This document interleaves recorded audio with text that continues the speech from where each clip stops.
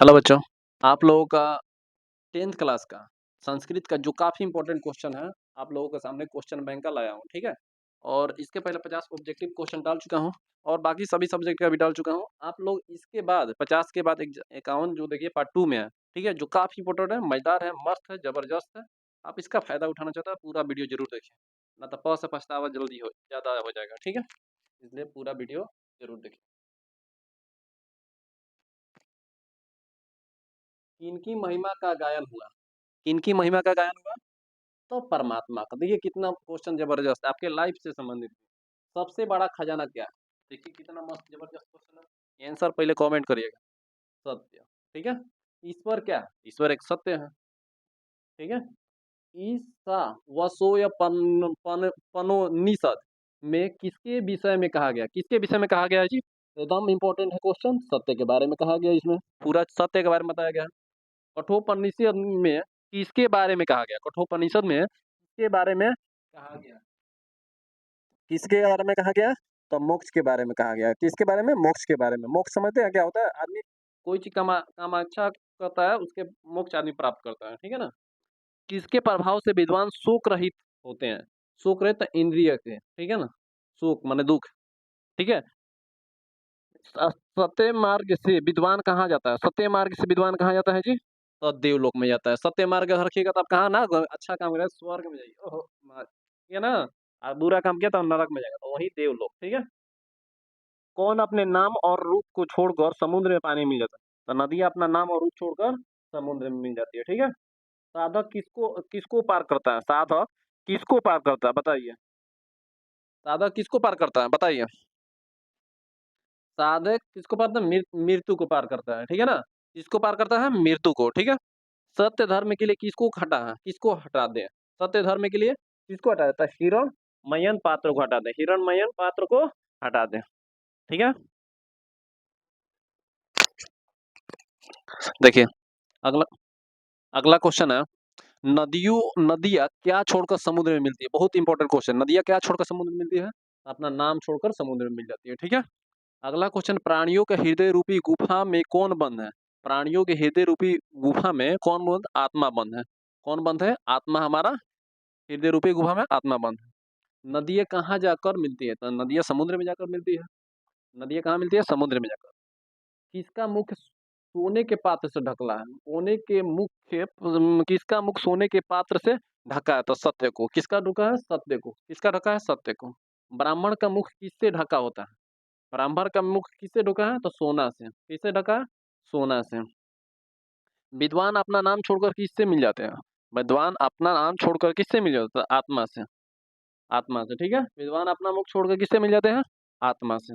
आदित्य का पर्यायवाची शब्द क्या है? बहुत इंपॉर्टेंट क्वेश्चन है। आदित्य का पर्यायवाची शब्द क्या है? सूर्य होता है। क्या होता है? सूर्य। भारत महिमा पाठ में का द्वितीय श्लोक किस पुराणों से संकलित है? किस पुराणों से संकलित है आपको?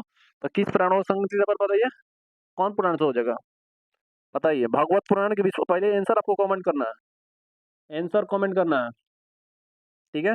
बताइए। ये आंसर होगा इसका। बहुत अच्छा क्वेश्चन है। विष्णु पुराण होगा, ठीक है। भागवत महिमा पाठ का द्वितीय श्लोक किस पुराणों का संकलित है? विष्णु पुराण से। भारत महिमा पाठ के रचनाकार कौन है? तो वाल्मीकि है। कौन है? वाल्मीकि। भारत भूमि किससे से सेवित है? भारत भूमि किससे सेवित है? तो भारत भूमि सागर पर्वत निर्झर से सभी सेवित है, ठीक है। भारत भूमि किससे सेवित है? सागर पर्वत निर्झर से सेवित है, ठीक है। देख लीजिए।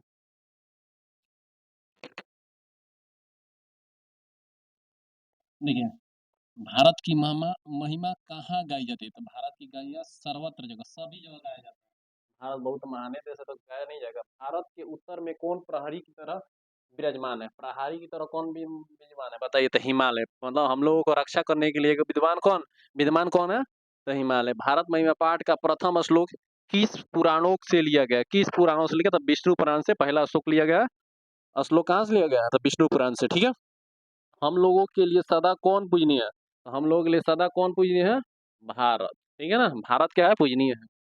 देवगढ़ क्या गाते हैं? तो देवगढ़ गीत गाते हैं। भगवान लोग क्या गाते हैं? गीत गाते हैं। भारत में जन्म लेने वाले किनकी सेवा करते हैं? भारत में जन्म लेने वाले किनकी सेवा करते हैं? तो श्री हरि का, भगवान का सेवा करते हैं लोग, ठीक है ना, हरि का। भगवान जन्म कहाँ लेना चाहते हैं? तो भगवान जन्म कहाँ लेना चाहते हैं? तो भारत में लेना चाहिए, क्योंकि यहाँ पर सब लोग भगवान की पूजा करते हैं। मोक्ष प्रदान करने वाली भूमि कौन है? मोक्ष प्रदान करने वाली भूमि कौन है जी? तो मोक्ष प्रदान करने वाली भूमि कौन है? भारत। ठीक है, यहाँ पर मोक्ष जन्म लेंगे तो मोक्ष प्राप्त करिएगा। कर्मवीर कथा किस प्रकार की कथा है? कर्मवीर कथा किस प्रकार की? लघु कथा है। किस प्रकार की कथा है? लघु कथा है। पुराणों के रचनाकार कौन है? पुराणों के रचनाकार कौन है? तो आपका पुराणों के रचनाकार कौन है? वाल्मीकि जी। वाल्मीकि जी नहीं, सॉरी। पुराणों के रचनाकार कौन है? पुराणों के रचनाकार वेद व्यास है, सॉरी। वेद व्यास है। पुराणों के रचनाकार कौन है? वेद व्यास। पुराणों के रचनाकार कौन है? वेद व्यास। ठीक है, काफी इंपॉर्टेंट क्वेश्चन है। चलिए, क्वेश्चन है, राजशेखर का प्रमुख काव्य ग्रंथ है कौन? ग्रंथ कौन है?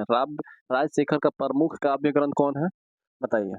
तो काव्य मीमांसा। ठीक है, काव्य मीमांसा इसका आंसर। ठीक है, किसके काल में पाटलिपुत्र की रक्षा की व्यवस्था की वो उत्कृष्ट थी? किसके काल में? तो चंद्रगुप्त के काल में। किसके काल में? चंद्रगुप्त के काल में। सिखों के 10वें गुरु कौन थे? सिखों के 10वें गुरु कौन थे? गुरु रामदास थे। ठीक है, 10वें गुरु कौन थे? बहुत इंपॉर्टेंट क्वेश्चन। रामदास थे। पाटलिपुत्र वैभव पाठ के किस शहर का वर्णन है? पाटलिपुत्र पाठ में किस शहर का वर्णन है? तो पटना के बारे में वर्णन है।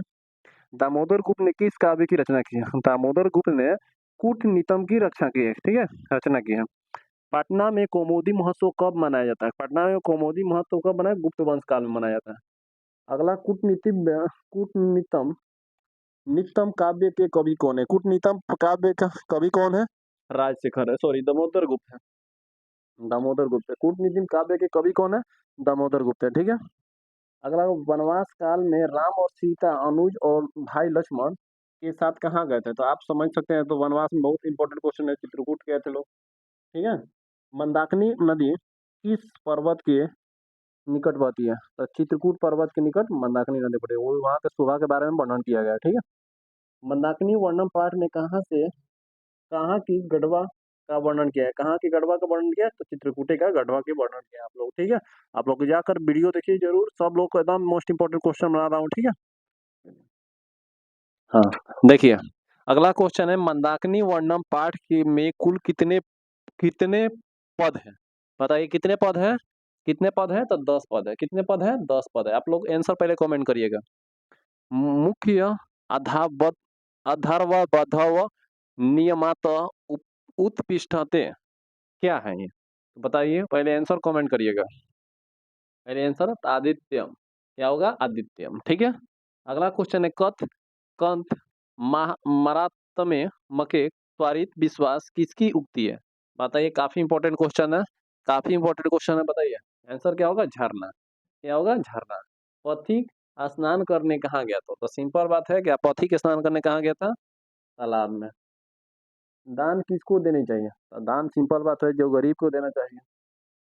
ठीक है, अहम अहम पहापके महापके पंडितोसड़ी किसने कहा? अहम पदा पड़ेगा महा, किसने कहा? बताइए। बात को। ठीक है, इसके बिना ज्ञान भार है। इसके बिना ज्ञान भार क्या है? क्रिया के बिना। ठीक है, इसके बिना ज्ञान भार है, क्रिया के बिना। हितोपदेश कैसा ग्रंथ है? हितोपदेश कैसा ग्रंथ है? बाल कथा ग्रंथ है। ठीक है, गीतापदेश की रचनाकार कौन है? गीतापदेश के रचनाकार कौन है? तो आंसर होगा नारायण पंडित। कौन होगा? नारायण पंडित। कर्णधार रूपक के रचनाकार कौन है? तो कर्णधार रूपक के रचनाकार कौन है? भास। ठीक है, काफी इंपॉर्टेंट क्वेश्चन है आप लोगों के लिए, जरूर देख लीजिएगा। इसके पहले 50 वो ऑब्जेक्टिव है, पार्ट 1 का देख लिया, पार्ट 2 है ये। काफी इंपॉर्टेंट क्वेश्चन है, आप लोग जरूर देखिए। इसके पहले सब चीज का ऑब्जेक्टिव बना चुका हूँ। ठीक है, और आप लोग एग्जाम पॉइंट ऑफ व्यू से लॉन्ग का सभी सब सब्जेक्ट का एकदम इम्पोर्टेंट जितना होगा, एकदम मोस्ट इंपॉर्टेंट क्वेश्चन आप लोगों के सामने लाइव आकर पढ़ाऊंगा। ठीक है।